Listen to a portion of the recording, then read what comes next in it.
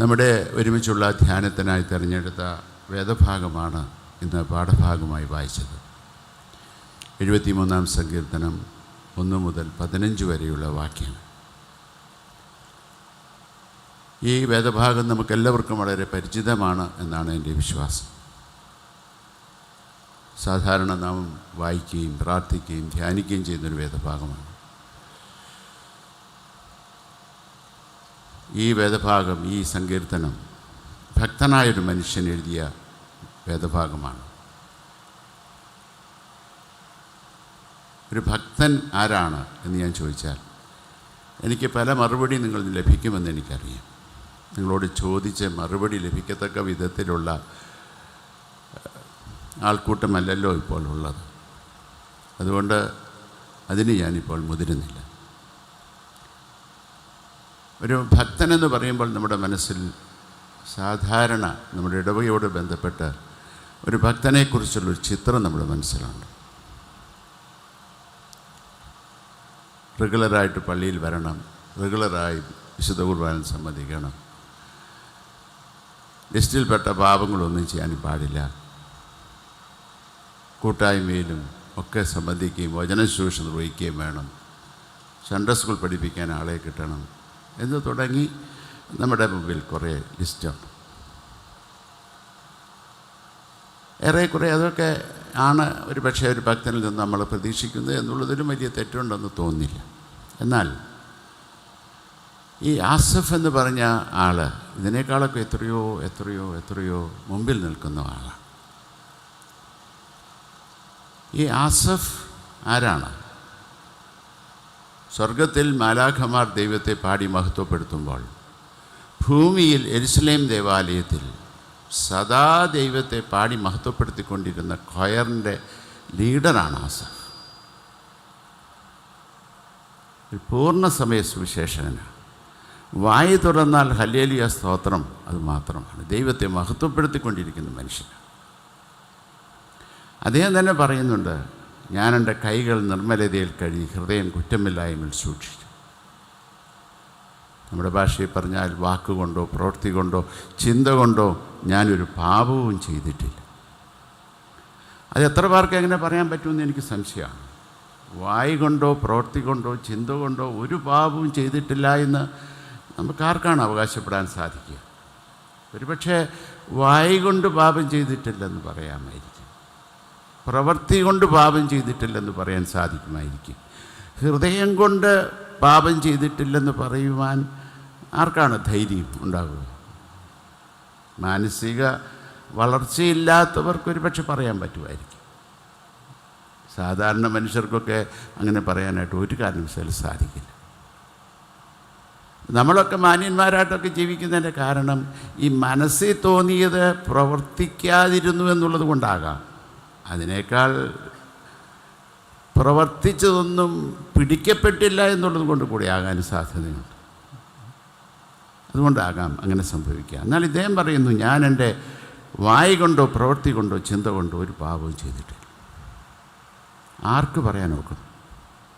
അതുകൊണ്ടാണ് ഞാൻ പറഞ്ഞത്, ഭക്തൻ എന്നുള്ള നമ്മുടെ ചിന്തയേക്കാൾ എത്രയോ ഉന്നതിയിലാണ് ജീവിതം മുഴുവനും കർത്താവിൻ്റെ വേലയ്ക്ക് വേണ്ടി സമർപ്പിച്ചവൻ. ദേവാലയത്തിൽ തന്നെയാണ് എപ്പോഴും അധിക സമയവും. വായു തുറന്നാൽ ദൈവത്തെ പാടി മഹത്വപ്പെടുത്തിക്കൊണ്ടിരിക്കുകയാണ്. സ്വർഗത്തിൽ ദൈവത്തെ മഹത്വപ്പെടുത്തുന്ന മാലാഖ വൃന്ദങ്ങളോടൊപ്പം ദൈവത്തെ പാടി മഹത്വപ്പെടുത്തുക. അതിലപ്പുറമായി വായു കൊണ്ടോ പ്രവൃത്തി കൊണ്ടോ ചിന്ത കൊണ്ടോ ഒരു പാപവും ചെയ്തിട്ടില്ലെന്ന്. ഞാൻ എപ്പോഴും അത് വായിക്കുമ്പോൾ എനിക്കിങ്ങനെ അതിശയമാണ്, ആർക്കാണ് ഇങ്ങനെ പറയാനൊക്കെ? എന്നാൽ ഇത്രമാത്രം ദൈവത്തോടുകൂടി ജീവിക്കുന്ന മനുഷ്യൻ ഈ 15-ാം വാക്യം വരുമ്പോഴത്തേക്കും വലിയ നെഞ്ചത്തടിച്ച് നിലവിളിക്കുന്നതായിട്ട് കാണും. അദ്ദേഹത്തിൻ്റെ കരച്ചിലിതാണ്, എൻ്റെ ദൈവമേ, ഞാനിങ്ങനെ സംസാരിക്കുവാൻ മുതിർന്നിരുന്നുവെങ്കിൽ മക്കളുടെ തലമുറയോട് ഞാൻ ദ്രോഹം ചെയ്യുമായിരുന്നുവല്ലോ. ഇങ്ങനെ ഞാൻ സംസാരിക്കാൻ മുതിർന്നിരുന്നുവെങ്കിൽ മക്കളുടെ തലമുറയോട് ഞാൻ ദ്രോഹം ചെയ്യുമായിരുന്നുവല്ലോ എന്ന് നമുക്കത് വായിക്കുമ്പോൾ വലിയ സങ്കടം തോന്നി. അല്ലേ? ഒരു മദ്യപാനിയാണ് ഇങ്ങനെ നിലവിളിച്ചതെങ്കിൽ കുഴപ്പമില്ല, പോട്ടെ, അങ്ങനെയല്ലാതെ വേറെ എന്താ എന്താ നിലവിളിക്കാനും സാധിക്കും. എന്നാൽ ദേവാലയത്തിൽ നിന്നിറങ്ങാത്തവൻ, വായ് കൊണ്ട് എപ്പോഴും ഹല്ലേലൂയ സ്തോത്രം പറയുന്നവൻ, വായ് കൊണ്ടോ പ്രവൃത്തി കൊണ്ടോ ചിന്ത കൊണ്ടോ ഒരു പാപവും ചെയ്തിട്ടില്ലെന്ന് അവകാശപ്പെടുന്നവൻ, അദ്ദേഹം നെഞ്ചത്തടിച്ച് നിലവിളിക്കുകയാണ്, എൻ്റെ ദൈവമേ, ഇങ്ങനെ ഞാൻ സംസാരിക്കുവാൻ മുതിർന്നിരുന്നുവെങ്കിൽ ഞാൻ നിൻ്റെ തലമുറയോട്, മക്കളുടെ തലമുറയോട് ദ്രോഹം ചെയ്യുമായിരുന്നുവല്ലോ എന്ന്. എവിടെയോ കുഴപ്പമുണ്ട്, എവിടെയോ കാര്യമായ കുഴച്ചിൽ സംഭവിച്ചിട്ടുണ്ട്. അല്ലെങ്കിൽ ഇങ്ങനെ നിലവിളിക്കാൻ പറ്റുമോ? അല്ലെങ്കിൽ ഇങ്ങനെ നിലവിളിക്കാൻ എങ്ങനെ സാധിക്കും? നിലവിളിക്കേണ്ട ആവശ്യം ഉണ്ടാകുമോ? അല്ലേ? അത് ന്യായമായ ചോദ്യമാണെന്നാണ് എൻ്റെ വിശ്വാസം. അപ്പോൾ കാര്യമായ കുഴച്ചിലുണ്ട്, അല്ലേ?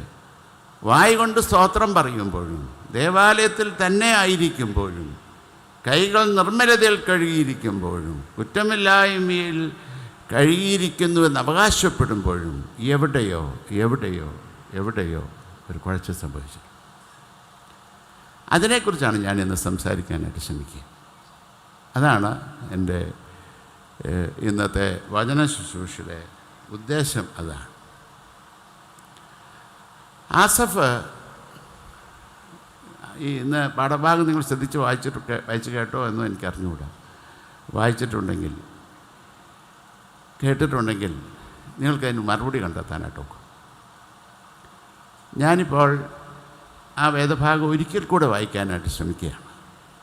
എന്തുകൊണ്ടാണിത് വായിക്കുന്നതെന്ന് വെച്ചാൽ, എന്തുകൊണ്ടാണ് ഈ ഭക്തനായ മനുഷ്യൻ ഇങ്ങനെ നെഞ്ചത്തടിച്ച് നിലവിളിച്ചതെന്ന് പറയാൻ വേണ്ടിയിട്ട്, കണ്ടുപിടിക്കാൻ വേണ്ടിയിട്ടുള്ള ശ്രമം മാത്രമാണ്. അത് ഇനി വായിക്കുമ്പോൾ നിങ്ങൾ ദയവായി വളരെ ശ്രദ്ധയോടുകൂടെ അത് കേൾക്കാനായിട്ട് ശ്രമിക്കണം. എന്തിനു വേണ്ടിയാണെന്ന് വെച്ചാൽ, എന്തുകൊണ്ടാണ് ഈ ഭക്തനായ മനുഷ്യൻ ഇങ്ങനെ നിലവിളിച്ചതെന്ന് അതിനൊരു ഉത്തരം കണ്ടെത്താൻ വേണ്ടിയുള്ള ശ്രമത്തിൻ്റെ ഭാഗമെന്ന നിലയിൽ വേണം നമ്മളതിനെ ശ്രദ്ധിക്കേണ്ടത്. ഇപ്പോൾ ബഹുമാനപ്പെട്ട ജെയിംസ് അച്ഛൻ ആ വേദഭാഗം വായിക്കാൻ സഹായിക്കും.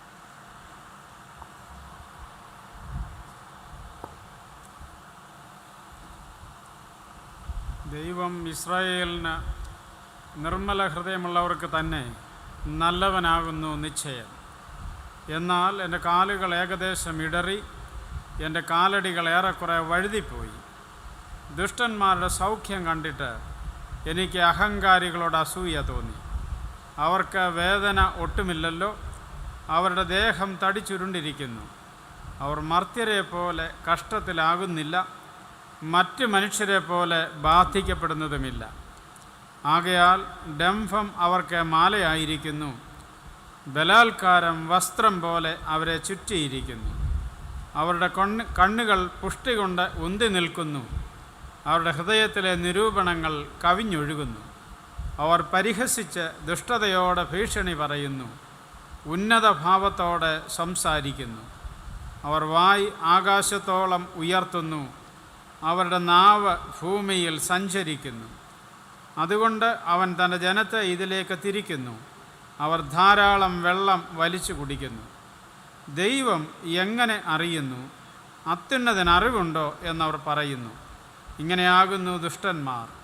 അവർ നിത്യം സ്വസ്ഥത അനുഭവിച്ച് സമ്പത്ത് വർദ്ധിപ്പിക്കുന്നു. എന്നാൽ ഞാൻ എൻ്റെ ഹൃദയത്തെ ശുദ്ധീകരിച്ചതും എൻ്റെ കൈകളെ കുറ്റമില്ലായ്മയിൽ കഴുകിയതും വ്യർത്ഥമത്രേ. ഞാൻ ഇടവിടാതെ ബാധ്യതനായിരുന്നു, ഉഷസ് തോറും ദണ്ഡിക്കപ്പെട്ടുമിരുന്നു. ഞാൻ ഇങ്ങനെ സംസാരിപ്പാൻ വിചാരിച്ചെങ്കിൽ ഇതാ ഞാൻ നിൻ്റെ മക്കളുടെ തലമുറയോട് ദ്രോഹം ചെയ്യുമായിരുന്നു. ഇപ്പോൾ അത് വായിച്ചു കേട്ടപ്പോൾ ഒരുപക്ഷെ നിങ്ങളുടെ മനസ്സിലൂടെ എന്തുകൊണ്ടാണ് ഈ ഭക്തനായ മനുഷ്യൻ ഇങ്ങനെ നിലവിളിക്കാൻ കാരണമെന്ന് ഏറെക്കുറെ മനസ്സിലായി കാണുമെന്നാണ് എൻ്റെ വിശ്വാസം. നിങ്ങളോട് ചോദിച്ച് മറുപടി കിട്ടാൻ വീണ്ടും സമയമില്ലല്ലോ എന്നുള്ളത് കൊണ്ട് തന്നെ ഞാനതിന് മുതിരുന്നില്ല. അദ്ദേഹം പറയുന്നു, ദുഷ്ടന്മാരുടെ സൗഖ്യം കണ്ടിട്ട് എനിക്ക് അഹങ്കാരികളോട് അസൂയ തോന്നി.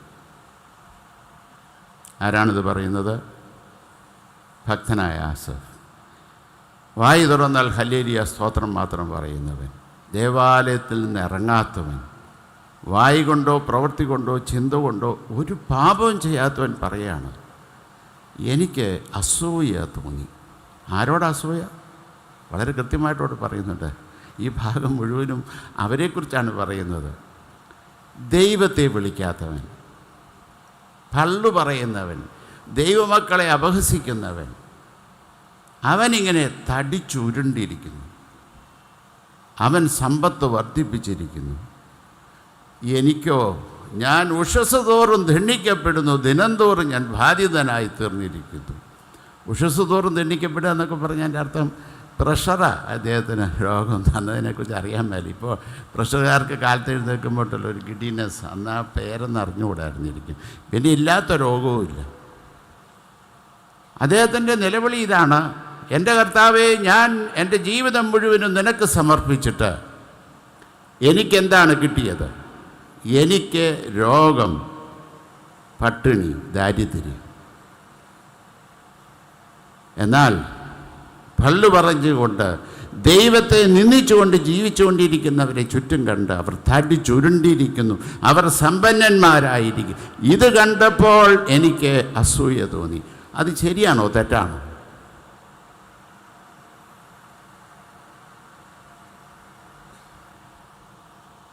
നിങ്ങളെന്നാ പറയുന്നു? ഇതിലെന്തെങ്കിലും ഒരു തെറ്റുണ്ടോ? ഒരു ന്യായമായ ചോദ്യമല്ലേ ചോദിച്ചേ? ജീവിതം മുഴുവനും ഞാൻ ദൈവമേ നിനക്കായി സമർപ്പിച്ചു.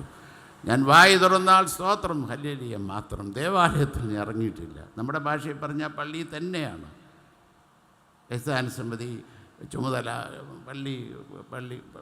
പള്ളി കമ്മിറ്റി, പിന്നെന്താ, എല്ലാ കാര്യങ്ങളും ചെയ്തു. എല്ലാ കൂട്ടായ്മയിൽ പോയി സംബന്ധിക്കുന്നു. എനിക്ക് ദാരിദ്ര്യമാണ്, എനിക്കില്ലാത്ത രോഗവുമില്ല.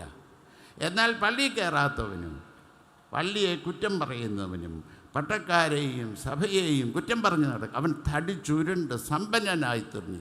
ഇത് കണ്ടപ്പോൾ എനിക്ക് അസൂയ തോന്നി.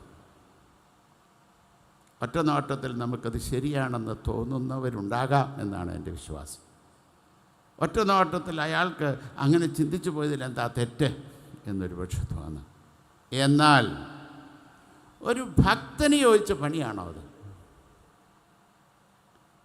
ആണോ? ഒരു റെസ്പോൺസ് ഇല്ലല്ലോ. അല്ല. പിന്നെ അയാൾ എന്ത് ചെയ്യണം?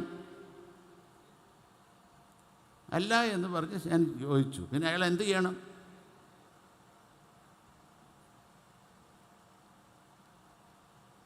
ഇത് മറുപടി പറയാൻ നമുക്കൊരു ബുദ്ധിമുട്ടുണ്ടെന്ന് എനിക്ക് നല്ല നിശ്ചയമുണ്ട്.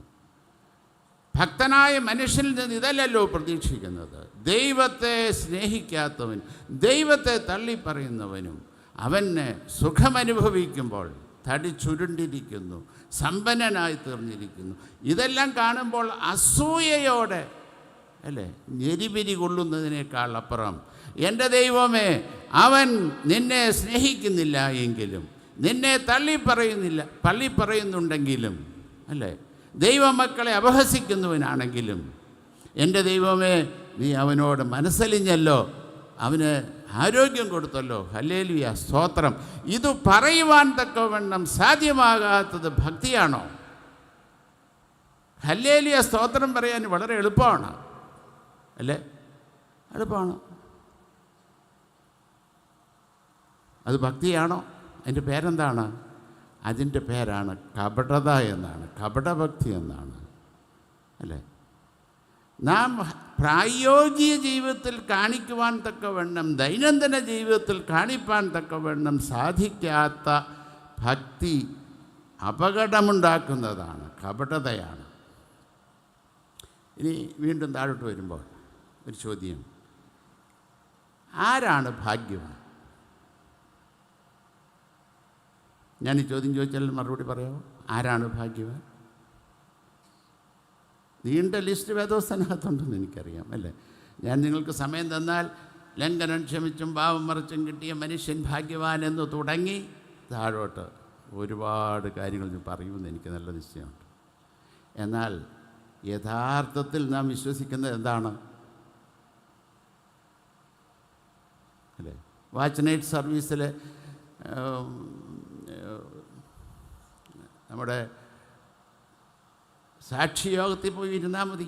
നമുക്ക് യഥാർത്ഥത്തിൽ നമ്മൾ എന്താണ് വിശ്വസിക്കുന്നതെന്ന് മനസ്സിലാക്കാൻ ഒരു ബുദ്ധിമുട്ടുമില്ല, അല്ലേ? ഞാൻ ഏറിയ നാളിലായി എനിക്കൊരു വീടുണ്ടാകണമെന്ന് വിചാരിച്ചു. ഞാനൊരു ചെറിയ വീടേ പ്രതീക്ഷിച്ചുള്ളൂ. ദൈവം എനിക്ക് 2 നില വീട് തന്നു, ഹല്ലേലൂയ സ്തോത്രം. എല്ലാവരും കൂടെ പറഞ്ഞു. എന്ന് തുടങ്ങി.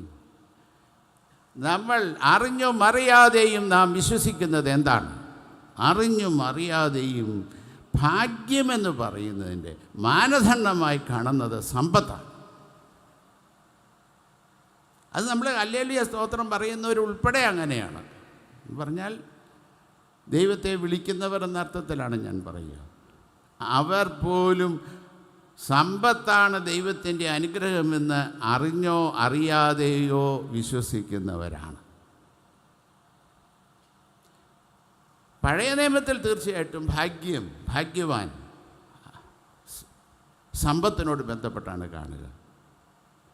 അബ്രഹാമിനെ ദൈവം അനുഗ്രഹിച്ചു. അനുഗ്രഹത്തെ കാണുന്നതും ഭാഗ്യത്തെ കാണുന്നതൊക്കെ ഏതാണ്ട് ഒരുപോലെയാണ്. അബ്രഹാമിനെ ദൈവം അനുഗ്രഹിച്ചു, ഇയ്യോബിനെ ഇരട്ടിയായി അനുഗ്രഹിച്ചു എന്ന് തുടങ്ങി സമ്പത്തിനോട് ബന്ധപ്പെട്ടാണ് ദൈവത്തിൻ്റെ അനുഗ്രഹത്തെ ആ ഭാഗങ്ങളിലൊക്കെ ചിത്രീകരിച്ചിരിക്കുന്നത്. എന്നാൽ പ്രവാചക പുസ്തകത്തിലേക്ക് വരുമ്പോഴത്തേക്കും ഒരു മാറ്റം സംഭവിക്കുന്നുണ്ട്. പുതിയ നിയമത്തിലേക്ക് വരുമ്പോഴത്തേക്കും വളരെ വ്യത്യസ്തമാണ്.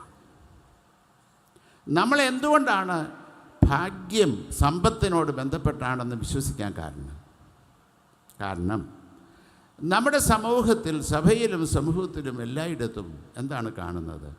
ദരിദ്രൻ എല്ലായ്പ്പോഴും അവഗണിക്കപ്പെടും, സമ്പന്നൻ എല്ലായ്പ്പോഴും അംഗീകരിക്കപ്പെടും. ശരിയാണോ? ദരിദ്രൻ എപ്പോഴും അവഗണിക്കപ്പെടും, സമ്പന്നൻ മാനിക്കപ്പെടും. എല്ലാ മനുഷ്യനുള്ള ആഗ്രഹമാണ് ഒന്ന് മാനിക്കപ്പെടണമെന്നൊക്കെ ആഗ്രഹമുള്ളവനാണ്, അല്ലേ? ശരിയല്ലേ? എന്നാൽ സമ്പന്നൻ അവൻ്റെ സമ്പത്ത് നഷ്ടപ്പെട്ടാലും ഉടനെ മറന്നു കളയും, അവൻ അവഗണിക്കപ്പെടാൻ തുടങ്ങും. ദരിദ്രൻ ആരുടെ കഴുത്തറുത്തായാലും സമ്പത്തുണ്ടാക്കിയാൽ അവന് മുഖ്യസ്ഥാനം കിട്ടും. സഭയിലും കിട്ടും, സമൂഹത്തിലും കിട്ടും, പള്ളിയിലും കിട്ടും. ശരിയാണോ? ഒരു പള്ളിയിൽ ഒരു സ്ഥലത്ത് ഒരു എടാമത്തായി ഉണ്ടായിരുന്നു. ഒരു പള്ളിയിൽ, നമ്മുടെ എല്ലാ പള്ളികളിലും കാണുമായിരിക്കും എന്നാണ് എൻ്റെ വിശ്വാസം. എടാമത്തായി എന്ന് പറഞ്ഞാൽ പാവപ്പെട്ട മനുഷ്യൻ എന്നാണ് എല്ലാവരും വിളിക്കും. എടാമത്തായി എന്ന് വിളിക്കും. സ്വല്പം ബുദ്ധിക്കും കുറവുണ്ട്. അപ്പം എടാമത്തായി വളരെ ദരിദ്രനായതുകൊണ്ട് അദ്ദേഹം പള്ളിയിൽ വരുന്നുണ്ടോ, പള്ളി വരുന്നോ പോകുന്ന ആരറിയും? വല്ലവരും അറിയും, വല്ലവരും അന്വേഷിക്കൂ. അയാൾ വരാതിരിക്കുന്നതാണ് നമുക്കിഷ്ടം. എന്താ കാരണം? എടാമത്തായി പള്ളി വന്നാൽ നല്ല വസ്ത്രം ഇടാനില്ലാത്തത് കൊണ്ട് അടുത്തിരിക്കുമ്പോൾ ഒരു നാറ്റമുണ്ട്. അത് കാരണം കൊണ്ട് നമുക്ക് എടാമത്തായി പള്ളി വരാതിരിക്കാനാണ് പൊതുവെ ഇഷ്ടം. ഞാൻ പറഞ്ഞത് ശരിയല്ല? മാത്രമല്ല, എടാമത്തായി പള്ളി വന്നാൽ 10 പേരോട് പൈസയും ചോദിക്കും, കൈ നീട്ടും. അത് കണ്ട് നമുക്ക് ഒരിക്കലും എടാമത്തായി പള്ളി വരുന്നത് ഇഷ്ടമല്ല. വരാതിരുന്നത് അത്ര നല്ല. എടിയും അറിയാമ കുറച്ചും മിടുക്കിയ പുറമ്പോക്കിലാണ് താമസിക്കുന്നത്. എടിയും അറിയാമ 5-6 വീട്ടിലൊക്കെ പണിയൊക്കെ എടുത്ത് കുടുംബം പുലർത്തുന്നുണ്ട്. എടിയും അറിയാമ സേവ്യാസംഘത്തിനും വരുന്നില്ല, പള്ളിയിലും വരുന്നില്ല. ആരറിയുന്നു? എന്താ മറിയാമേ നീ വരാഞ്ഞെന്ന് ആര് ചോദിച്ചു? ആരും ചോദിക്കത്തുമില്ല. ഏതായാലും പുറമ്പോക്കിൽ താമസിച്ചുകൊണ്ടിരുന്ന എടിയും അറിയാമയുടെ പിള്ളേർ 8 പിള്ളേരുണ്ട്. പുറമ്പോക്കിലാണ് താമസം. മൂത്ത പെങ്കൊച്ച് പഠിക്കാൻ പിടിക്കുകയായിരുന്നു. അവൾ പഠിച്ചു, +2 ഡിസ്റ്റിങ്ഷൻ മാർക്ക്. ഒപ്പം ഉടനെ നമ്മുടെ പള്ളിയിലാന്ന് ചോദിച്ചാൽ ഉടനെ അച്ഛൻ സേവ്യാസംഘത്തിൻ്റെ വിളിച്ചു കൂട്ടി സേവ്യാസംഘത്തോട് പറഞ്ഞു, നമ്മുടെ എടി മറിയാമ്മയുടെ മോള് ഡിസ്റ്റിങ്ഷനോട് പാസ്സാക്കി, അവളെ നേഴ്സിങ്ങിന് വിടുന്നു. അപ്പോൾ എല്ലാവരും കൂടെ പിരിച്ചു, അവൾ നേഴ്സിങ്ങിന് വിട്ടു. അവൾ പഠിക്കാൻ പിടിക്കായതുകൊണ്ട് ബാക്കിയുള്ളതും കൂടെ പഠിക്കാൻ തുടങ്ങി. എല്ലാം കൂടെ ഞാൻ ചുരുക്കി പറയുകയാണ്. അവൾ നേഴ്സിംഗ് കഴിഞ്ഞു. കുറച്ച് നാൾ എവിടെയോ പ്രാക്ടീസ് ചെയ്തതിന് ശേഷം അവൾ അമേരിക്കയിൽ പോയി. ഇപ്പോൾ 16 പേർ അമേരിക്കയിലും പേർഷ്യയിലുമായിട്ടുണ്ട്. അപ്പോൾ ആദ്യം അവൾ അവധിക്ക് വന്നപ്പോഴത്തേക്ക് ഒരു 10 സെൻറ്റ് സ്ഥലം മേടിച്ച് ഒരു നല്ലൊരു വീടൊക്കെ അവിടെ ഉണ്ടാക്കി ഇവരെ പുറമ്പോക്ക് ഒന്ന് ഇവിടെ കൊണ്ട് താമസിപ്പിച്ചു. ആട്ടെ, ഇപ്പോൾ എടാമത്തായിയുടെ സ്ഥാനം എന്താ പള്ളിയിൽ? പറ. മത്തായിച്ചാൻ അല്ലേ? ഇപ്പോൾ മത്തായിച്ചാനാണ് ഇടവയിലെ വൈസ് പ്രസിഡൻറ്റ്. ഈ വൈസ് പ്രസിഡന്റ്മാരും റിസൈൻ ചെയ്തേക്കല്ലേ, ഞാൻ നിങ്ങളെ കുറ്റം പറഞ്ഞതല്ല. എടാമത്തായിയാണ് വൈസ് പ്രസിഡന്റ്. ഇപ്പോൾ എടാമത്തായി ഒന്നും വിളിക്കില്ല, മത്തായിച്ചാൻ എന്നാണ് ഇപ്പോൾ വിളിക്കുകയുള്ളൂ. അദ്ദേഹമാണ് ഇപ്പോൾ ഇടവയിലെ വൈസ് പ്രസിഡൻറ്റ്. അപ്പോൾ അദ്ദേഹം ഫ്യൂജി സിൽക്കിൻ്റെ ജുബയൊക്കെ ഇട്ട് കൈ നിറച്ച് മോതിരവും നല്ല വാച്ച്, സ്വർണ്ണ വാച്ചും സ്വർണ്ണ കണ്ണാടിയൊക്കെ വെച്ച്, എടിയും അറിയാമെങ്കിൽ ഒട്ടും വായിക്കാനും അറിയാൻ മേല, എന്നാലും കണ്ണാടിയൊക്കെ വെച്ച് സേവ്യ സംഘത്തിൽ ഇപ്പോൾ വരാൻ തുടങ്ങും. വേദത്വം കൊണ്ടുവരും. പക്ഷേ അപ്പോൾ എടിയും അറിയാമയെ പ്രസിഡൻ്റ് ആക്കണമെന്ന് സേവ്യ സംഘക്കാർ പാസ്സാക്കി. ഇവർ നിവൃത്തിയില്ല, അച്ഛന്മാരാണല്ലോ പ്രസിഡന്റ്, അത് പോരാ, എടിയും അറിയും. കാരണം എന്താണെന്ന് വെച്ചാൽ എങ്ങനെയുണ്ടോ, ഇപ്പോൾ എടിയും മത്തായിച്ചാൻ വന്നാലും നമ്മൾ അറിയുമില്ലയോ? മത്തായിച്ചാൻ വന്നില്ലെങ്കിൽ നമ്മൾ അന്വേഷിക്കും, ശരിയല്ലേ? മത്തായിച്ചന് സീറ്റ് മുമ്പിലുണ്ടാവും. ഇവിടെ സാമൊക്കെ ഇരിക്കുന്ന ആ സീറ്റ് പോലെ 2 സീറ്റ് അവിടെ വെറുതെ ഇട്ടിട്ടുണ്ടാവും. അവിടെ വല്ല പിള്ളേരും കയറിയിരുന്ന ഉടനെ ട്രസ്റ്റ് പറഞ്ഞു മാറിയിട്ട് കേട്ടാ മത്തായിച്ചാൻ വന്നായിരിക്കും, അല്ലേ? സ്വതന്ത്രമായിട്ട് എല്ലാവരും കൂടെ 10,000 ഇടും, മത്തായിച്ചനും ഭാര്യയും കൂടെ 10,000 ഇടും. ഒരു വ്യത്യാസം വല്ലതും ഉണ്ടോ? നിങ്ങൾ പറ. ഒരു വ്യത്യാസവുമില്ല. പഴയ മണ്ടമ്മത്തായി തന്നെയാണ്. ഒറ്റ വ്യത്യാസമേ ഉള്ളൂ. എന്തുണ്ട്? സമ്പത്തുണ്ട്. അതേ ഉള്ളൂ. അപ്പോൾ ഞങ്ങളൊക്കെ പുറത്തൊക്കെ പോയി വരുമ്പോൾ അവിടെ ആരെങ്കിലും കാണും. ഈ മത്തായിച്ചൻ്റെ മക്കളൊക്കെ ഞങ്ങളെ കൊണ്ടു നടക്കും. കുറച്ച് എന്തെങ്കിലും ഒരു പ്രോജക്റ്റൊക്കെ പറയുമ്പോഴത്തേക്ക് ഇഷ്ടംപോലെ കാശ് തരും. എന്നിട്ട് പോരാൻ നേരത്ത് പറയാം, അച്ചാനെ അമ്മച്ചി ഒന്ന് പോയി കണ്ടോണേ തരുവേനി. അപ്പോൾ ഞങ്ങളിവിടെ ഒന്ന് പെട്ടിയൊക്കെ വെച്ച് ആവടിക്കുമ്പോൾ ഉടനെ പോയി മത്തായിച്ചൻ്റെ കാണാൻ പോകും. നിങ്ങൾക്കൊരു സമാധാനത്തിന് വേണ്ടി പറഞ്ഞു തന്നേ ഉള്ളൂ. ഞാൻ പറയാനായിട്ട് ശ്രമിച്ചത്, സമ്പത്താണ് ഭാഗ്യമെന്ന് നാം വിശ്വസിക്കുന്നവരാണ് എന്ന് പറയാൻ. കാരണം സമ്പത്തുള്ളവൻ മാനിക്കപ്പെടുന്നു, ദരിദ്രൻ എല്ലായ്പ്പോഴും അവഗണിക്കപ്പെടും. എന്നാൽ പുതിയ നിയമത്തിൽ എന്താണ് ഭാഗ്യം? ആരാണ് ഭാഗ്യവാൻ? അല്ലേ? ഇദ്ദേഹം പറയുന്നു, ദുഷ്ടനിതാ സമ്പത്ത് വർദ്ധിപ്പിച്ചുകൊണ്ടിരിക്കുന്നു, അല്ലേ? കൊയറിലിരുന്നുകൊണ്ട് പാടുകയാണ്, എൻ്റെ സമ്പത്ത് എന്നു ചൊല്ലുവാൻ. യേശു മാത്രം അവിടെ ഇരിക്കുമ്പോഴും നോട്ടം എങ്ങോട്ടാ? പാട്ട് കേമോ? പാട്ടിനൊരു പ്രയാസമില്ല. എൻ്റെ സമ്പത്ത് എന്ന് ചൊല്ലുവാൻ യേശുവാണ് എൻ്റെ സമ്പത്ത്. അത് പാട്ടല്ലേ ഉള്ളൂ, അല്ലേ? ആ പള്ളിയിൽ മറ്റവരൊക്കെ നല്ല സാരി എടുത്ത് വന്നിട്ടുണ്ടോ, ഉള്ള കയ്യിൽ പുതിയ വാച്ചാണോ മറ്റാണോ എന്നൊക്കെ നോക്കിക്കൊണ്ടിരിക്കില്ല പണി. അയ്യോ ദൈവം അനുഗ്രഹിച്ചു. ഞാൻ നേരത്തെ പറഞ്ഞു, പുതിയ നിയമത്തിൽ ഭാഗ്യത്തെക്കുറിച്ച് പറയുന്നത് വളരെ വ്യത്യസ്തം. അതിൻ്റെ മാനദണ്ഡമേ വ്യത്യാസമാണ്. എന്താണ്? നല്ല ഉദാഹരണം പറയാം. കന്യകമറിയാം ഗർഭിണിയായപ്പോൾ എലിസബത്തിനെ കാണാൻ പോയപ്പോൾ ഗർഭിണിയായ എലിസബത്ത് പരിശുദ്ധാത്മാവ് നിറഞ്ഞവളായിട്ട് പറഞ്ഞു, മറിയോട് പറഞ്ഞു, മറിയേ നീ ഭാഗ്യവതി എന്ന് പറഞ്ഞു, അല്ലേ? ശരിയല്ലേ? അപ്പോൾ മറിയ പരിശുദ്ധാത്മാവ് നിറഞ്ഞവളായിട്ടൊരു പാട്ട് പാടി. അതാണ് കന്യമറിയാമിൻ്റെ പാട്ട്. മറിയ പറഞ്ഞു, I am the blessed lady and generation is going to say I am the most blessed lady. തലമുറകൾ എന്നെ ഭാഗ്യവതി എന്ന് വാഴ്ത്തും എന്നവർ പറഞ്ഞു. ശരിയല്ലേ? ഇന്നും നമ്മൾ പറയുന്നുണ്ട് മറിയയാണ് ഭാഗ്യവതി. സ്ത്രീകളിലേക്കും വെച്ച് വലിയ മഹാഭാഗ്യവതി മറിയാണ്. ഈ സമ്പത്തിനോട് ബന്ധപ്പെട്ടാണെങ്കിൽ മറിയ ഒരു കാരണവശാലും ഭാഗ്യവതിയേ അല്ല. ഒരു പാവപ്പെട്ട വീട്ടിൽ ജനിച്ചു, അതിനേക്കാൾ ഗതിയില്ലാത്തവനെ കൊണ്ട് കെട്ടിച്ചു. ജോസഫ് ആശാരിപ്പണിക്കാരനായതുകൊണ്ടല്ല, യേശു കുഞ്ഞിനെ കൊണ്ട് ദേവാലയത്തിലേക്ക് പോയപ്പോൾ ആട്ടിൻകുട്ടിയെ യാഗമായി അർപ്പിക്കേണ്ടതാണ്. അർപ്പിച്ചത് എന്താണ്? 2 പ്രാക്കുട്ടി. അത് is A provision for poor people. അത്ര ഗതിയില്ലാത്തവനാണ്, അല്ലേ?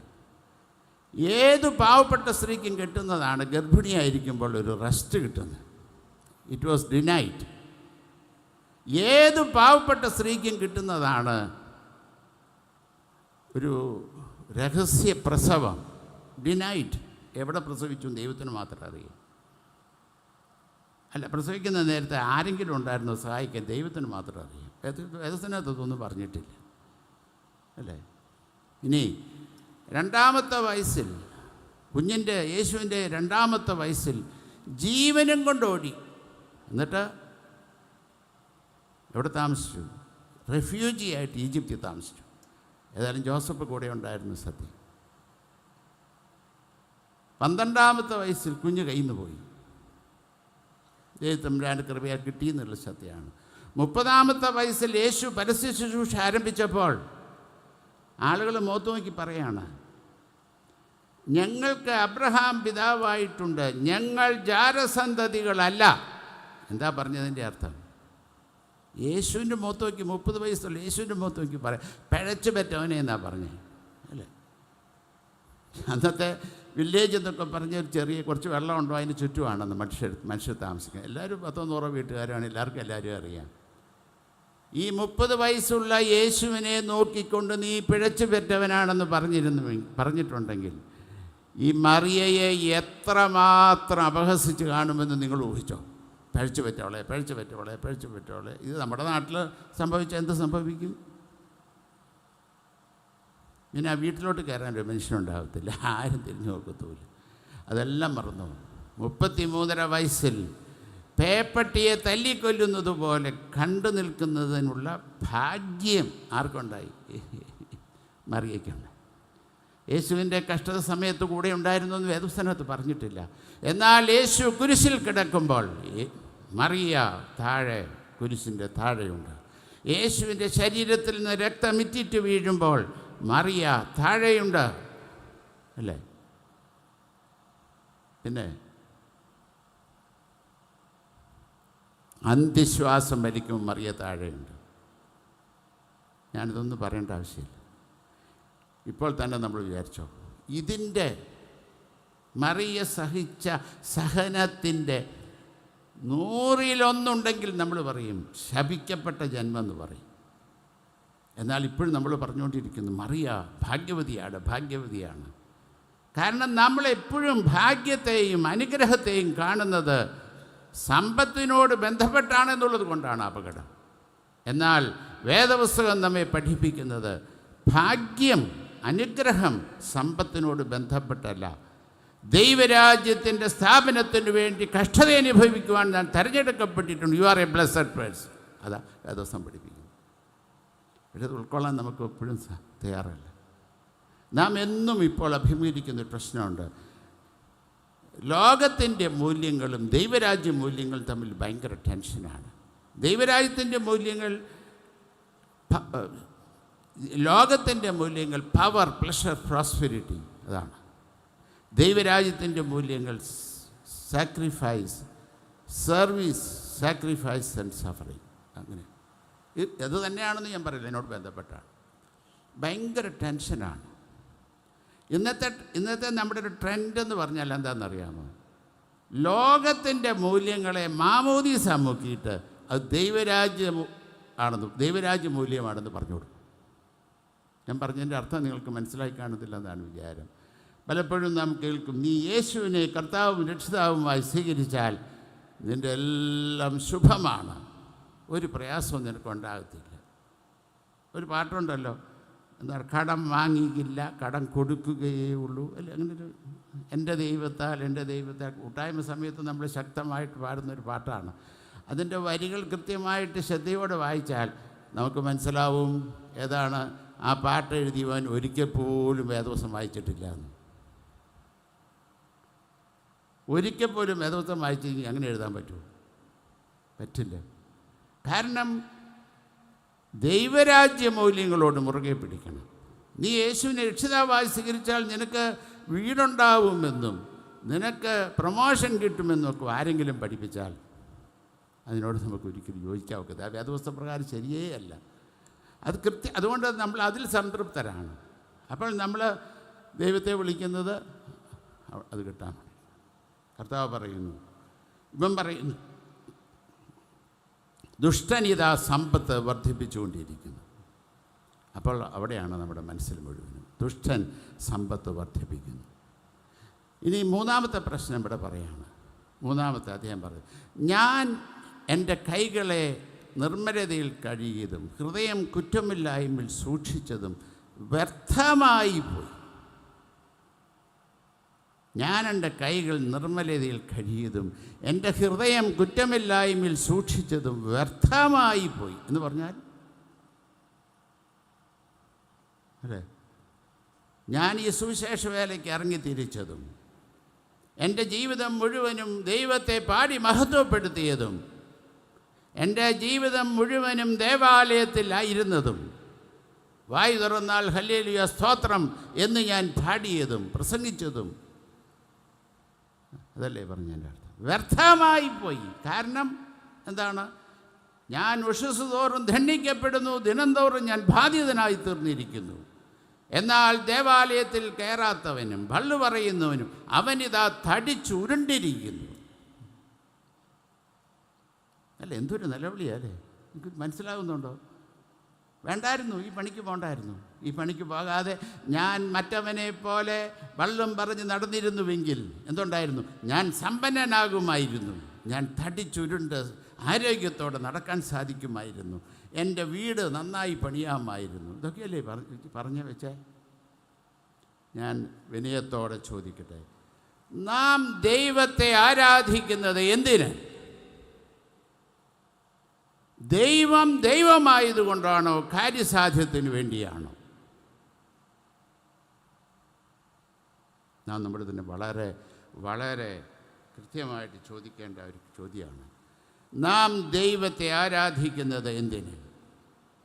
ദൈവം ദൈവമായതുകൊണ്ടാണോ കാര്യസാധ്യത്തിന് വേണ്ടിയാണോ?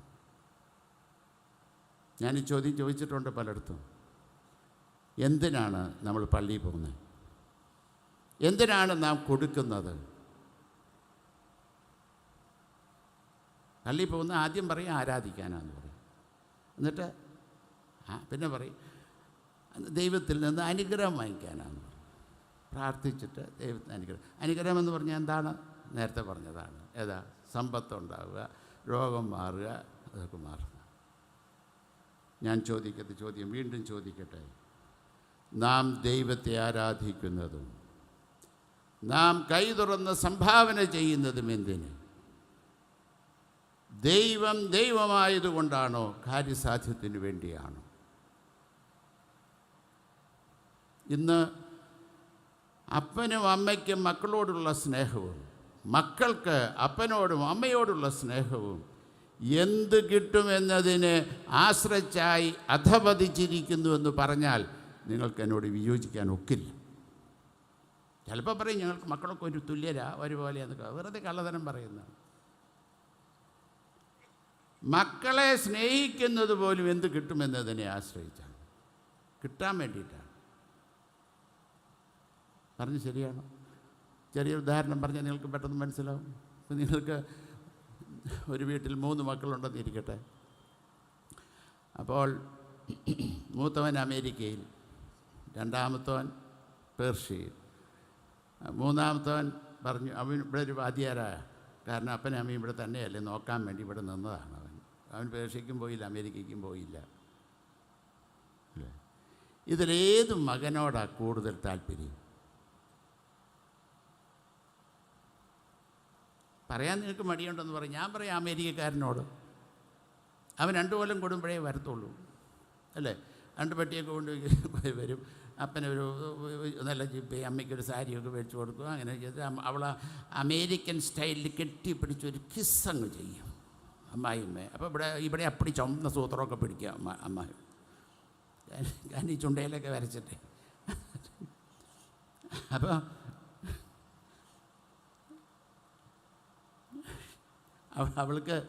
അവളെ വലിയ ഇഷ്ടമാണ്. ഒരു 2 ദിവസമേ വീട്ടിൽ നിൽക്കത്തുള്ളൂ. പോകാൻ നേരത്തെ $3 കയ്യിലോട്ട് കൊടുക്കും. അയ്യോ എൻ്റെ ഒരു മോള് എന്ത് മാലാക പോലത്തെ മോളാണ്. സേവ്യാസംഘത്തിൽ പോയി വിസ്തരിക്കും. രണ്ടാമത്തോള് പേർഷ്യക്കാരുത്തിയാണ്. അവരും വരും. വന്നിട്ട് അവർ വേറെ വീടങ്ങാണ്ട് കൊട്ടാരക്കരയും കണ്ട് മേടിച്ചിട്ടുണ്ട്. അവിടേക്കാണ് നേരെ വരുന്നത്. പെട്ടിയൊക്കെ അവിടെ വെച്ചതിന് ശേഷം ഇങ്ങോട്ട് 2 ദിവസത്തേക്ക് നിൽക്കാൻ അപ്പനെയും അമ്മയും കാണാൻ വരും. എന്തെങ്കിലും കൊടുക്കും. അത്ര കുഴപ്പമില്ല അവരോട്. ഈ മൂന്നാമത്തേനെ കുറിച്ച് പറയുന്നത് എങ്ങനെ? ഒരു മൂദേവി വീട്ടിലുണ്ട്. ഇവിടുത്തെ ചെറിയ പെണ്ണുങ്ങളൊക്കെ ചിരിക്കുന്നു. സ്ത്രീകളൊക്കെ തിരുമേനി ഒന്ന് പറഞ്ഞുകൂടെ, അമ്മായിമാരൊന്ന് കേൾക്കട്ടെ.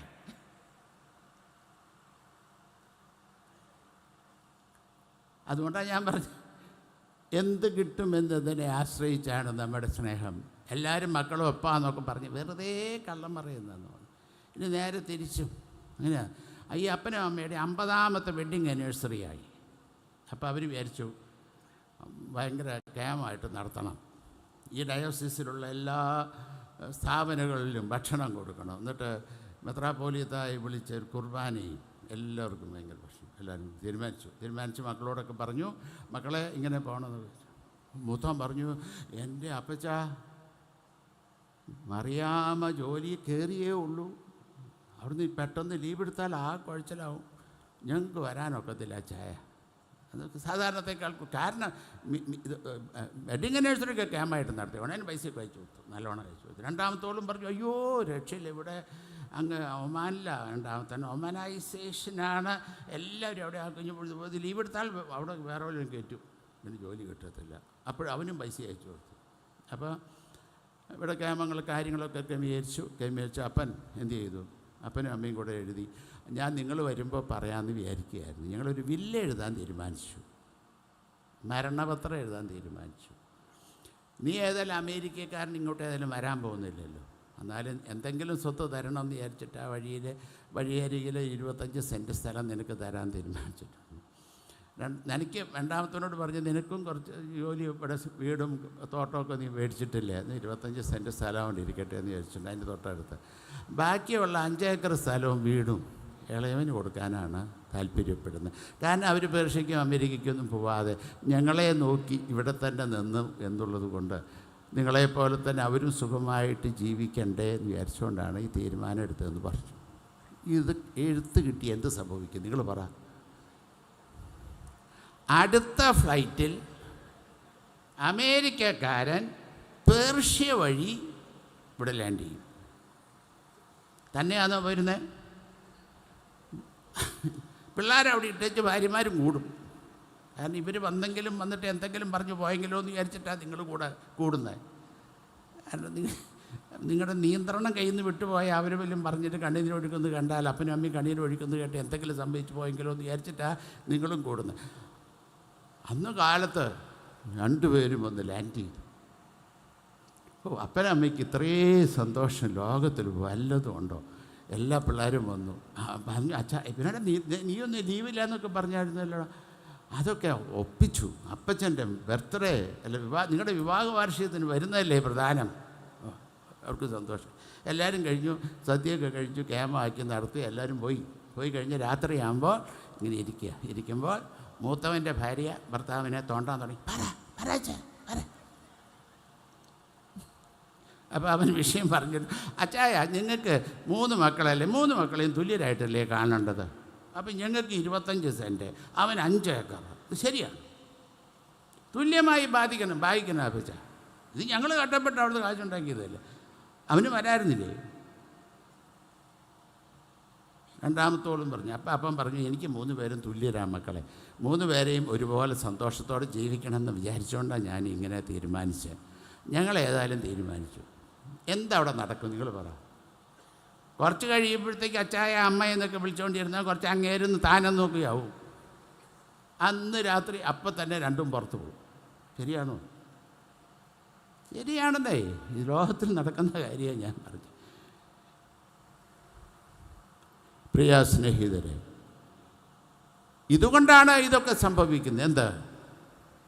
നാം മാതാപിതാക്കളെ സ്നേഹിക്കുന്നത് കാര്യസാധ്യത്തിന് വേണ്ടിയാണ്, എന്ത് കിട്ടുമെന്നതിനെ ആശ്രയിച്ചാണ്. നാം മക്കളെ സ്നേഹിക്കുന്നത് എന്ത് കിട്ടുമെന്നതിനെ ആശ്രയിച്ചാണ്. അതുകൊണ്ടാണ് മാതാപിതാക്കൾ, നിങ്ങൾ ജൂബിലി മന്ദിരത്തിൽ പോയി അവിടുത്തെ ഇൻമേറ്റ്സിനോടൊക്കെ കുറച്ച് നേരം വർത്തമാനം പറഞ്ഞിരുന്നാൽ മതി, ഉടനെ മനസ്സിലാവും. പേർഷ്യക്കാരൻ മക്കളുണ്ട്, ആരോഗ്യമുള്ള മക്കളുണ്ട്. അവർ ചെയ്ത ഒറ്റ പാപം എന്താണെന്നറിയാവോ? നേരത്തെ ഈ സ്വത്തൊക്കെ രജിസ്റ്റർ ചെയ്ത് കൊടുത്തു. സ്വത്ത് കൈ കിട്ടിക്കഴിഞ്ഞപ്പോഴത്തേക്കും അപ്പനും അമ്മയും ഔട്ട്. ഇവിടെ ജീവിതത്തിൽ ഈ പണി ആർക്കും വന്നു പോകരുത്. മരണപത്രം എഴുതി വയ്ക്കുക, കൊടുക്കല്ലേ കയ്യിൽ, എന്നാൽ വെള്ളം കുടിച്ച് ചാവാൻ പറ്റും. ഇപ്പം നിങ്ങൾ എന്നോട് പ്രാകുന്നുണ്ട്, ആ മനുഷ്യനെ പ്രസംഗിക്കുവാൻ വിളിക്കണ്ടായിരുന്നു, അപ്പനെ അമ്മയൊക്കെ അന്ന് ഇങ്ങനെ ശരിയാക്കി കൊണ്ടുവരികയായിരുന്നു. അതിനിടയ്ക്ക് ഇങ്ങേര് വന്നിട്ട് പ്രസംഗിച്ചു കൊടുക്കല്ലേ എന്നൊക്കെ പറഞ്ഞു പോയി എന്നൊക്കെ നിങ്ങൾ പറഞ്ഞുകൊണ്ട് എനിക്ക് ഒരു പ്രയാസമില്ല. ഒരു നല്ല കാര്യം ചെയ്തല്ലോ എന്നുള്ളത് ഞാൻ വിശ്വസിക്കുന്നു. അതുകൊണ്ടാണ്, കാരണം അവർക്ക് ആ ഗതികേട് ഉണ്ടാകാതിരിക്കാൻ വേണ്ടി. പ്രിയ സ്നേഹിതരെ, നാം ചിന്തിക്കേണ്ടത് എങ്ങനെയാണ്? നമ്മുടെ നിര്യാണി ഉറയ്ക്കാതിരുന്നപ്പോൾ, നമ്മുടെ കൈകൾ വിറച്ചുകൊണ്ടിരുന്നപ്പോൾ, നമ്മുടെ നിര്യാണി ഉറപ്പിക്കുകയും നമ്മുടെ കൈകൾക്ക് ശക്തി നൽകുകയും ചെയ്ത മാതാപിതാക്കളുടെ കൈകൾ വിറയ്ക്കാൻ തുടങ്ങുമ്പോൾ, നിര്യാണി ഉറയ്ക്കാതിരിക്കുമ്പോൾ ആരുടെയാണ് ഉത്തരവാദിത്വം? അത് ശക്തിപ്പെടുത്തേണ്ട ഉത്തരവാദിത്വം ആർക്കാണ്? മക്കൾക്കാണ്, അല്ലേ? ഒരു പൈസ പോലും കിട്ടിയാലും കിട്ടിയില്ലെങ്കിലും ഇതെൻ്റെ അപ്പനാണ്, ഇതെൻ്റെ അമ്മയാണ്, അതുകൊണ്ട് ഞാൻ തരും. ഒരു പൈസ തന്നില്ല, പൈസയൊക്കെ എല്ലാം അവന് കൊടുത്തു, സാരമില്ല, ഇതെൻ്റെ അപ്പനാണ്, എൻ്റെ അമ്മയാണ്. നമുക്ക് ദൈവത്തോടുള്ള ബന്ധം ഇങ്ങനെ അധപതിച്ചു പോയിട്ടുണ്ട്. ദൈവമേ, ഞാൻ നിന്നെ സ്നേഹിക്കുന്നത് നീ ദൈവമായതിനാലാണ്, നീ ആരാധനയ്ക്ക് യോഗ്യനായതുകൊണ്ട് ഞാൻ നിന്നെ സ്നേഹിക്കുന്നു, കിട്ടിയാലും കിട്ടിയില്ലെങ്കിലും, അല്ലേ? ആസഫ് പറയേണ്ടത് ഇങ്ങനെയായിരുന്നു, സാരമില്ല കർത്താവേ, നീ ആരാധനയ്ക്ക് യോഗ്യനായതുകൊണ്ടാണ് ഞാൻ നിന്നെ ആരാധിച്ചത്, അതുകൊണ്ടാണ് ഞാൻ നിന്നെ പാടി മഹത്വപ്പെടുത്തിയത്. നിൻ്റെ ഹൃദയത്തിൻ്റെ തുടിപ്പ് അതായതുകൊണ്ടാണ് ഞാൻ വായ് കൊണ്ടോ പ്രവൃത്തി കൊണ്ടോ ചിന്ത കൊണ്ടോ ഒരു പാപവും ചെയ്യാതെ നിനക്ക് പ്രസാദകരമായ വിധത്തിൽ ജീവിക്കാൻ ശ്രമിച്ചത്. ഇത് നമുക്ക് സാധിക്കണം. ഇത് നമുക്ക് ഈ മാനസാന്തരം ഉണ്ടായേ പറ്റൂ. നമ്മൾ വേദോസം വായിക്കുമ്പോൾ ലൂക്കോസ് സുവിശേഷം 15-ാം അധ്യായത്തിൽ വായിക്കുമ്പോൾ മുടിയനായ പുത്രന് ഒരു മാനസാന്തരം നടന്നതായിട്ട് നാം വായിക്കുന്നുണ്ട്, അല്ലേ? അപ്പോൾ പന്നിക്കൂട്ടത്തിൽ കിടന്നപ്പോൾ അവൻ പറഞ്ഞു, ഞാൻ പാപം ചെയ്തിരിക്കും. ഞാൻ അപ്പനോട് ചെന്നിട്ട് പറയും, അപ്പാ, ഞാൻ നിന്നോടും സ്വർഗത്തോടും പാപം ചെയ്തിരിക്കുന്നു, നിൻ്റെ മകനെന്ന് വിളിപ്പാൻ ഞാൻ യോഗ്യനല്ല. പിന്നെന്താ പറഞ്ഞേ? കൂലിക്കാരിൽ ഒരുവനെ പോലെ. ഇതൊന്നും പറഞ്ഞില്ലെങ്കിലും യഥാർത്ഥത്തിലുള്ള മാനസാന്തരം എന്ന് പറഞ്ഞാൽ അതാണ്. അവനെന്താണ് പറഞ്ഞത്? എൻ്റെ അപ്പനോടൊന്നും പറയേണ്ട വരണമെന്നും വന്നില്ല, എന്നാലും മനസ്സുകൊണ്ട് പറഞ്ഞതാണ്. എൻ്റെ നിൻ്റെ വീട്ടിലെ സുഖസൗകര്യങ്ങൾ എന്തൊക്കെയുണ്ടെന്ന് എനിക്ക് നല്ല നിശ്ചയമുണ്ട്, ഞാനവിടെ ജീവിച്ചു വളർന്നതല്ലേ. നിൻ്റെ മേശയിലെ ഭക്ഷണം എത്ര സ്വാദിഷ്ടമാണെന്നും എനിക്കറിയാം, ഞാനത് കഴിച്ചു വളർന്നതല്ലേ. എന്നാലും അദ്ദേഹം പറയുന്നതാണ്, എനിക്ക് നിൻ്റെ മേശയിലെ ഭക്ഷണമല്ല, നിൻ്റെ വീട്ടിലെ സുഖസൗകര്യങ്ങളുമല്ല വേണ്ടത്, എനിക്ക് നിന്നെയാണ്. നീ വൈകിട്ട് ഞാൻ എന്നെ ജോലിക്കാർ താമസിക്കുന്ന ഔട്ട് ഹൗസിൽ താമസിക്കാൻ അനുവദിക്കണം എന്നാണ് പറഞ്ഞത്. അവിടെ കൂലിക്കാരിലൊരുവനെ പോലെ അവിടെ എൻ്റെ അപ്പനിങ്ങനെ ഉലാത്തുമ്പോൾ ഞാൻ കൺകുളിർക്കെ കണ്ട് സന്തോഷിച്ചോളാം. ഇതാണ് മാനസാന്തരം. ദൈവത്തെ ദൈവമായതുകൊണ്ട് സ്നേഹിക്കാൻ. ഒന്നും കിട്ടിയാലും കിട്ടിയില്ലെങ്കിൽ ദിവസവും പട്ടിണി കിടക്കേണ്ടി വന്നാലും ദൈവമേ, ഞാൻ നിന്നെ പാടി മഹത്വപ്പെടുത്തുന്നു, കാരണം നീ ആരാധനയ്ക്ക് യോഗ്യനായതുകൊണ്ട്. ഒരുപക്ഷെ ഇതുകൊണ്ടാണ് ആസാഫ് ഈ തെറ്റായ മൂല്യങ്ങൾ ഞാൻ എൻ്റെ തലമുറയ്ക്ക് ഞാൻ പകർന്നിരുന്നുവെങ്കിൽ, ഇതാ വിഷയം, അയ്യോ, ഞാൻ ഹല്ലേലൂയ സ്തോത്രം മാത്രം പറഞ്ഞ് ജീവിച്ചിട്ട് ഞാൻ ജീവിതം മുഴുവനും നിനക്കായി സമർപ്പിച്ചിട്ട്, അല്ലേ, ദേവാലയത്തിൽ നിറങ്ങാതെ ഞാൻ ഇരുന്നിട്ട്, എന്നിട്ട് എൻ്റെ കൈകൾ നിർമ്മലയിലും ഹൃദയം കുറ്റമില്ലായ്മയിൽ കഴുകിയിട്ട് എനിക്ക് എന്ത് കിട്ടി എന്ന് ചോദിക്കുന്ന ആസഫാണ്, അല്ലേ? അതുകൊണ്ടാണ് ആസഫ് മനസ്സിലാക്കി, അയ്യോ, അല്ലേ, ദുഷ്ടനെ കണ്ടപ്പോൾ, അവൻ തടിച്ചുരുണ്ട് കണ്ടപ്പോൾ എനിക്ക് അസൂയ തോന്നിയിരുന്നുവെങ്കിൽ, അല്ലേ, അതിനു പകരമായിട്ട് ദൈവമേ, അവൻ നിന്നെ വിളിക്കുന്നില്ലെങ്കിലും നിന്നെ മഹത്വപ്പെടുത്തുന്നില്ലെങ്കിലും നീയാണിതിൻ്റെ എല്ലാം സോഴ്സ് എന്ന് അക്നോളജ് ചെയ്യുന്നില്ലെങ്കിലും, ദൈവമേ, ഞാൻ അവന് വേണ്ടി നിന്നോട് സ്തോത്രം പറയുന്നു. കർത്താവേ, അവനിതൊന്നും ചെയ്യുന്നില്ലെങ്കിലും അവന് ഒരു നല്ല വീട് കൊടുത്തല്ലോ, നല്ല ആരോഗ്യം കൊടുത്തല്ലോ, അവന് ജീവിക്കുന്നതിന് സാമ്പത്തിക ശേഷി കൊടുത്തല്ലോ എന്ന് പറഞ്ഞ് സ്തുതി സ്തോത്രങ്ങൾ അർപ്പിക്കേണ്ടവനായ ആസഫ് എന്തു ചെയ്തു? നേരെ തിരിച്ചു പറഞ്ഞു, ഇതെൻ്റെ മക്കളിൽക്ക് തെറ്റായ മൂല്യങ്ങൾ ഞാൻ പകർന്നു കൊടുക്കുമായിരുന്നു. ദൈവമേ, ഈ വിധത്തിലുള്ള തെറ്റായ മൂല്യം ഞാൻ പകർന്നിരുന്നുവെങ്കിൽ എൻ്റെ തലമുറയോട് ഞാൻ ദ്രോഹം ചെയ്യുമായിരുന്നുവല്ലോ. വീണ്ടും അദ്ദേഹം ഇത് തന്നെയാണ് പറയുന്നത്, അല്ലേ? ഞാൻ സമ്പത്താണ് ദൈവത്തിൻ്റെ അനുഗ്രഹമെന്ന് ഞാൻ വിശ്വസിച്ചു പോയിരുന്നുവെങ്കിൽ, ഞാൻ ദേവാലയത്തിലിരുന്ന് പാടുന്നു, എന്താണ്, എൻ്റെ സമ്പത്തൊന്നു മാത്രം, യേശു മാത്രമാണ് എൻ്റെ സമ്പത്തെന്ന് ഞാൻ പാടി ഇരിക്കുമ്പോൾ തന്നെ സമ്പത്താണ് അനുഗ്രഹമെന്ന് ഞാൻ വിശ്വസിച്ചിരുന്നുവെങ്കിൽ, അറിയാതെ ഞാൻ എൻ്റെ മക്കൾക്ക് ഈ തെറ്റായ മൂല്യങ്ങളെ പകർന്നിരുന്നുവെങ്കിൽ, എൻ്റെ ദൈവമേ, ഞാൻ എൻ്റെ തലമുറയോട് ദ്രോഹം ചെയ്യുമായിരുന്നുവല്ലോ. 3, എൻ്റെ ജീവിതം മുഴുവനും നിനക്ക് സമർപ്പിച്ചത് കർത്താവേ എൻ്റെ കാര്യസാധ്യത്തിനായി തീർന്നു പോയിരുന്നുവെങ്കിൽ, വ്യർത്ഥമായി പോയി എന്നാണ് പറഞ്ഞത്. എൻ്റെ കൈകൾ നിർമ്മലതയിൽ കഴിയതും ഹൃദയം കുറ്റമില്ലായ്മയിൽ സൂക്ഷിച്ചതും വ്യർത്ഥമായി പോയി. എന്തൊരു പരിതാപകരമായ അധപതനമാണ് ആ സുവിശേഷകന് സംഭവിച്ചത് നിങ്ങളോട്. ദൈവമേ, ഇതെൻ്റെ തലമുറയ്ക്ക് ഞാൻ പകർന്നിരുന്നുവെങ്കിൽ, ദൈവമേ, ഞാൻ എൻ്റെ തലമുറയോട് ദ്രോഹം ചെയ്യുമായിരുന്നുവല്ലോ.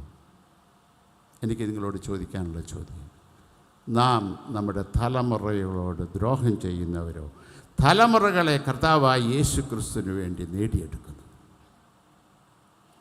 ഇപ്പം സാധാരണ നിങ്ങളോട് ആരെങ്കിലും ചോദിച്ചാൽ നിങ്ങൾ ഇന്നൊന്നും മറുപടി പറയില്ലെന്ന് എനിക്കറിയാം. ഈ തലതിരിഞ്ഞ പിള്ളേർ ആർക്കാവുള്ളത് എന്ന് ചോദിച്ചാൽ എന്താ സാധാരണ കിട്ടുന്ന മറുപടി? നിങ്ങൾ പറയില്ല എന്ന് എനിക്കറിയാം. കാരണം ഇത്രയും ഒരു വലിയ കൂട്ടം പട്ടക്കാർ ഇവിടെ ഇരിക്കുമ്പോൾ നിങ്ങളതിന് മറുപടി അങ്ങനെ പറയും. കാരണം നിങ്ങൾ അല്ലാത്തപ്പോൾ പറയും ഈ തലതിരിഞ്ഞ പിള്ളേരെ അച്ഛന്മാർക്കും ഉപദേശിമാർക്കും അങ്ങനെ സാധാരണയൊക്കെ പറഞ്ഞുകൊണ്ടിരിക്കുന്നത്. എനിക്കതിനോട് യാതൊരു യോജിപ്പുമില്ല. എന്നാൽ ഞാൻ പറയും, തലതിരിഞ്ഞ പിള്ളേരുള്ളത് കപടഭക്തന്മാർക്കാണ്. അതിനകത്ത് അച്ഛനും ഉപദേശിച്ചുണ്ടെങ്കിൽ എനിക്കൊരു വിരോധവുമില്ല. കപടഭക്തന്മാർക്കാണ്. അപ്പോൾ ഈ അച്ഛന്മാർ ഉപദേശിമാരാണെന്ന് ഇങ്ങനെയൊക്കെ പറയുന്നതിൻ്റെ കാരണം, പുൾപ്പിറ്റിൽ നിന്ന് ഒരുപാട് പ്രസംഗം പറയുന്നവരല്ലയോ ഞങ്ങളൊക്കെ, അതുകൊണ്ടാണ് പറയുന്നത്. പ്രസംഗം കേമമാണ്, ജീവിതമില്ല.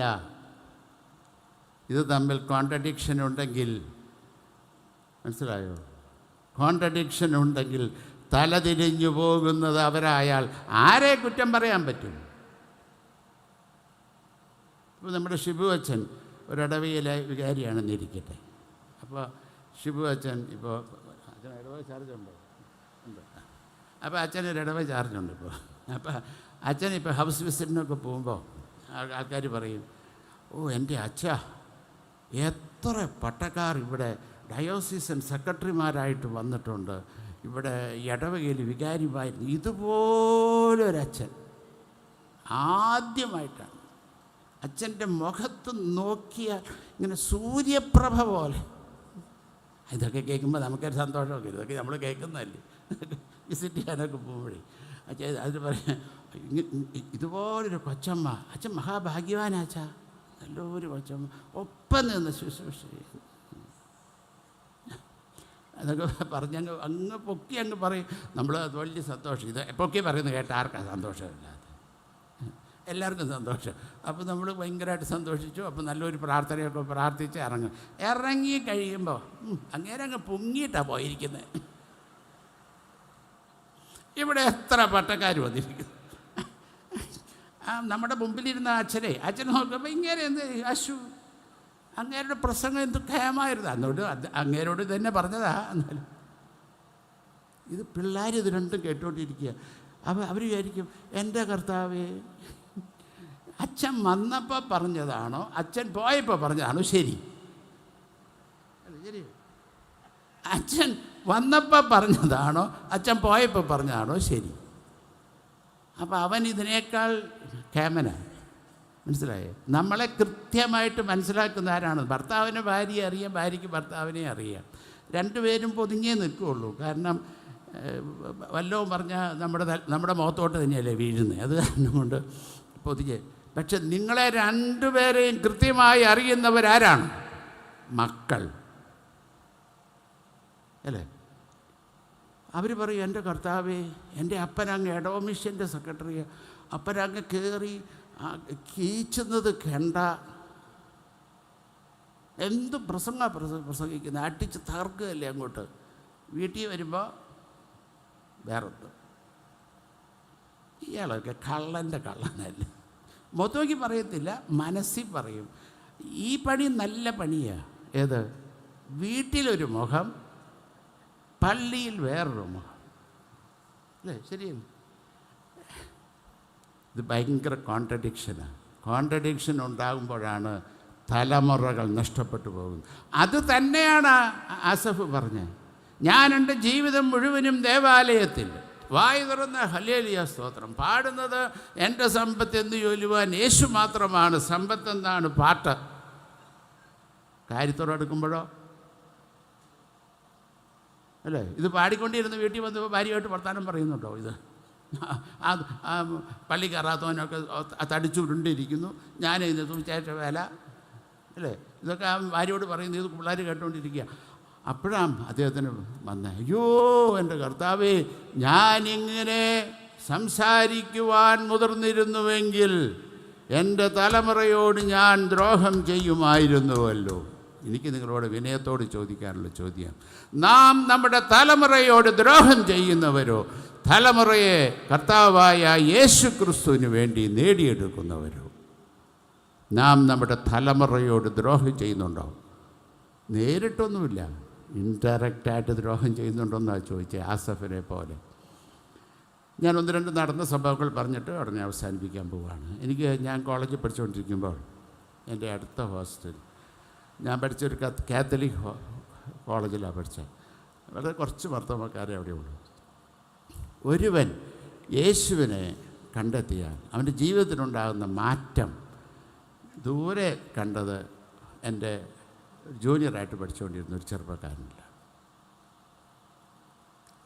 അവർ യേശു കർത്താവിനെ അനുഭവിച്ചറിഞ്ഞുവാൻ തുടങ്ങിയപ്പോൾ നല്ലൊരു നല്ല വീട്ടിൽ ജനിച്ചവനാണ്, നല്ല മാതാപിതാക്കൾ ഒക്കെ ഉള്ളത്. അവൻ എല്ലാ റൂമിലും പോയി യേശു കർത്താവിന് ഒരു ട്രാക്സ് കൊടുത്തു. പിന്നെ വീട്ടിൽ അദ്ദേഹം ഒരു ഡോക്ടറുടെ മകനാണ്. അപ്പനകത്തിരുന്ന് പേഷ്യൻസിന് നോക്കുമ്പോൾ വെക്കേഷന് ചെല്ലുമ്പോൾ അവൻ പുറത്ത് നിന്ന് ട്രാക്സ് കൊടുക്കാൻ തുടങ്ങി. എല്ലാ മുറിയിലും കൈ കൊണ്ടിങ്ങനെ എഴുതി വെച്ചു, ഓരോ വാക്യങ്ങൾ വെച്ച് വളരെ തീക്ഷ്ണതയോടുകൂടെ പ്രവർത്തിക്കുന്ന ഒരു ചെറുപ്പക്കാരൻ. അവൻ വെക്കേഷന് വീട്ടിൽ ചെന്നു. എല്ലാ ദിവസവും കാലത്തും വൈകിട്ട് സ്വല്പം നേരം വേദോസം വായിച്ച് പ്രാർത്ഥിച്ച് ധ്യാനിച്ചതിന് ശേഷമേ പഠിക്കാനായിട്ട് ആരംഭിക്കും. അപ്പോൾ ഒരു ദിവസം വേദോസം വായിച്ചിട്ട് ഇരുന്നോണ്ടിരുന്നപ്പോൾ അമ്മ അടുത്ത് ചെന്നിട്ട് പറഞ്ഞു, ഇത്ര നേരമൊന്നും വേദോസം വായിക്കണ്ട. വേദോസം വായിക്കണ്ടെന്ന് പറയുന്നില്ല, അവരൊക്കെ വേദോസം വായിക്കുകയും പ്രാർത്ഥിക്കുകയും കുടുംബ പ്രാർത്ഥനയുള്ളവരുമാണ്. ഇത്ര നേരമൊന്നും നീ വേദോസം വായിക്കുകയൊന്നും വേണ്ട. വേദോസം മേടിച്ച് മാറ്റി. ആ ചെറുപ്പക്കാരൻ എന്നോട്, എൻ്റെ ഒരു ജ്യേഷ്ഠ സഹോദരനെ പോലെ എന്നെ സ്നേഹിക്കുന്നവനാണ്, എൻ്റെ അടുത്ത് വന്ന് കണ്ണുനീരോടുകൂടെ പറഞ്ഞതാണ്. ഒരു ചെറുപ്പക്കാരൻ പിന്നീട് അവൻ്റെ അധപതൻ അത് ഞാൻ കണ്ടതാണ്. ഒരു ചെറുപ്പക്കാരൻ എങ്ങനെ നശിക്കാവും അതുപോലെ നശിച്ച് നാട്ടിൽ നിർത്താൻ കൊള്ളാത്തത് കൊണ്ട് എൻ്റെ പാഴ്സണേജ് കൊണ്ടുവന്ന് ഞാൻ താമസിപ്പിച്ചിട്ടുണ്ട്. ഒരിക്കൽ ഞാൻ വീട്ടിൽ ചെന്നപ്പോൾ എന്നോട് പറഞ്ഞു, എൻ്റെ അച്ഛാ, ഇവൻ ഡോക്ടറും ആകണ്ട, എൻജിനീയറും ആകണ്ട, ഒന്നും ആകണ്ട, ഒരച്ഛനെങ്കിലും ആയാൽ മതി.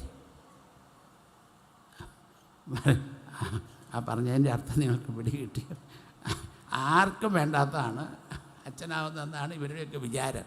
അതുകൊണ്ടാണ് ചിലപ്പോൾ ഈ അച്ഛന്മാരുടെ തലയെ കൂടെ കയറുന്നതിൻ്റെയൊക്കെ കാരണം അതാണ്. അച്ഛന്മാർ ആർക്കും വേണ്ടാത്ത പണിയൊന്നും കിട്ടാത്തപ്പോൾ കർത്താവിൻ്റെ വേലയ്ക്ക് വേണ്ടി ഇറങ്ങി തിരിച്ചാണെന്നൊരു തോന്നലുള്ളത് കൊണ്ട് അങ്ങനെ സംഭവിക്കുന്നത്. ഈ അമ്മയ്ക്കും അങ്ങനെ ഉണ്ടായിരുന്നല്ലോ വിചാരം.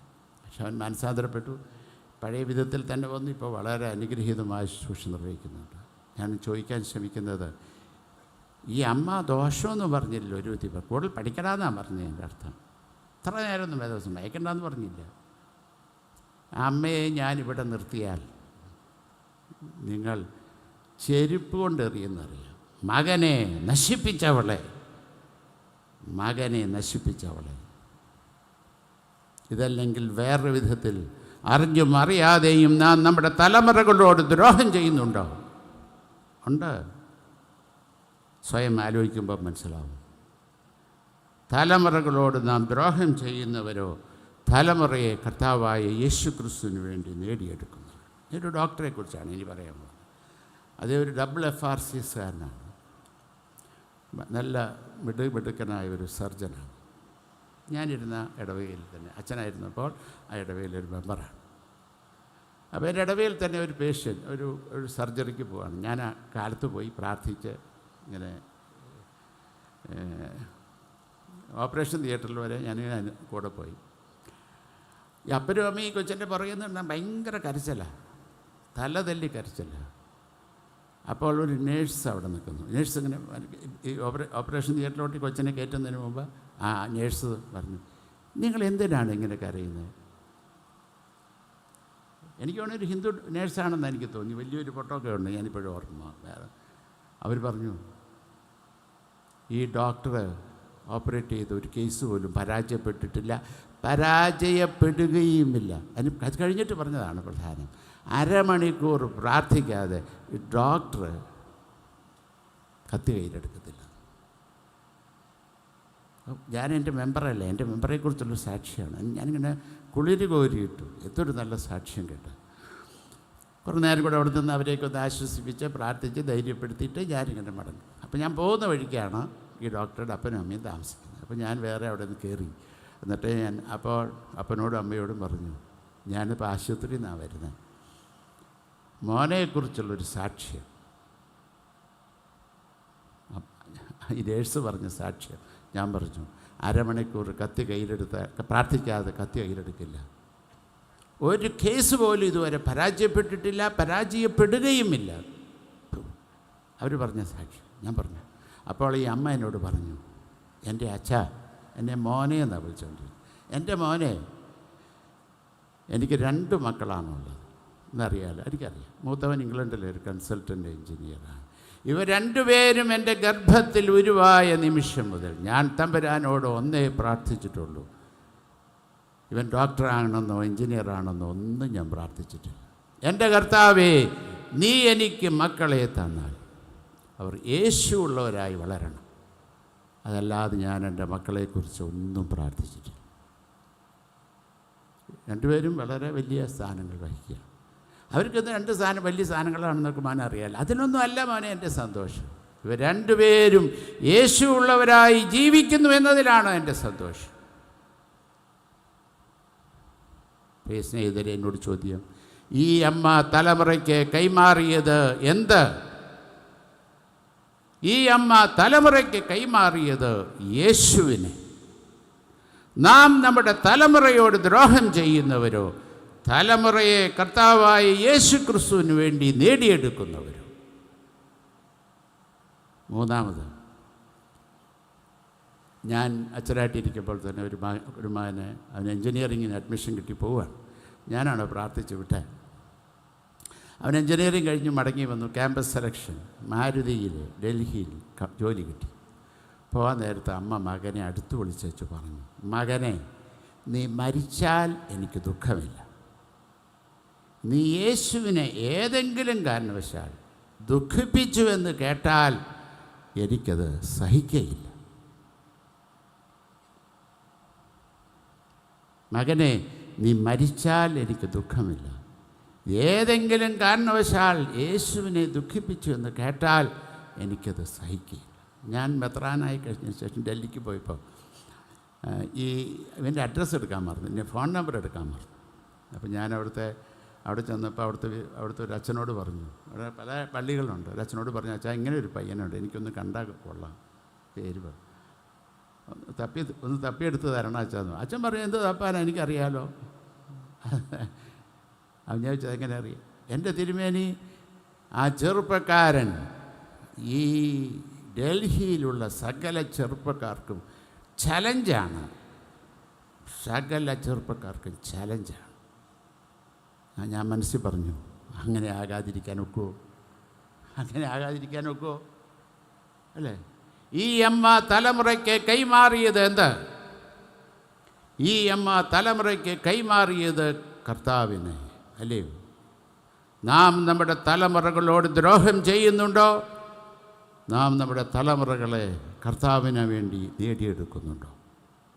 ഭക്തനായ ആസഫ് ജീവിതം മുഴുവനും ദേവാലയത്തിൽ പാട്ടുപാടി ദൈവത്തെ മഹത്വപ്പെടുത്തിക്കൊണ്ടിരുന്നവൻ, പൂർണ്ണ സുവിശേഷകൻ, വായ് കൊണ്ടോ പ്രവൃത്തി കൊണ്ടോ ചിന്ത കൊണ്ടോ ഒരു പാപവും ചെയ്യാത്തവൻ. അവൻ നെഞ്ചത്തടിച്ച് നിലവിളിക്കുന്നു, എൻ്റെ ദൈവമേ, മറ്റുള്ളവരുടെ വളർച്ച കണ്ട് ഞാൻ അഹങ്കരിച്ച് അസൂയ പൂണ്ടിരുന്നുവെങ്കിൽ, അവർക്ക് വേണ്ടി മധ്യസ്ഥ ചെയ്യേണ്ടവനായി ഞാൻ അതിനു പകരമായി അസൂയ പൂണ്ടിരുന്നുവെങ്കിൽ,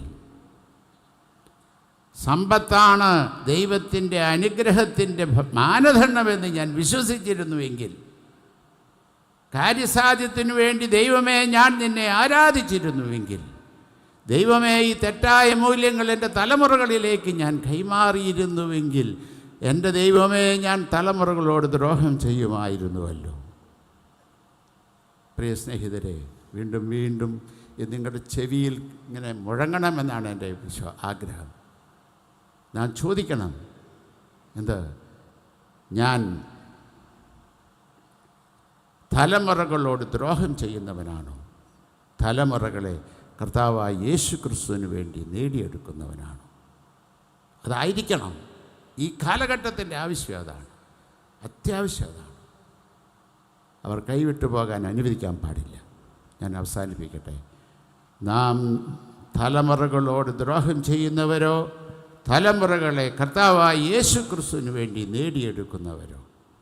നാം തലമുറകളോട് ദ്രോഹം ചെയ്യുന്നവരോ, തലമുറകളെ കർത്താവായ യേശു ക്രിസ്തുവിന് വേണ്ടി നേടിയെടുക്കുന്നവരോ? നാം തലമുറകളോട് ദ്രോഹം ചെയ്യുന്നവരോ, തലമുറകളെ കർത്താവായ യേശു ക്രിസ്തുവിന് വേണ്ടി നേടിയെടുക്കുന്നവരോ?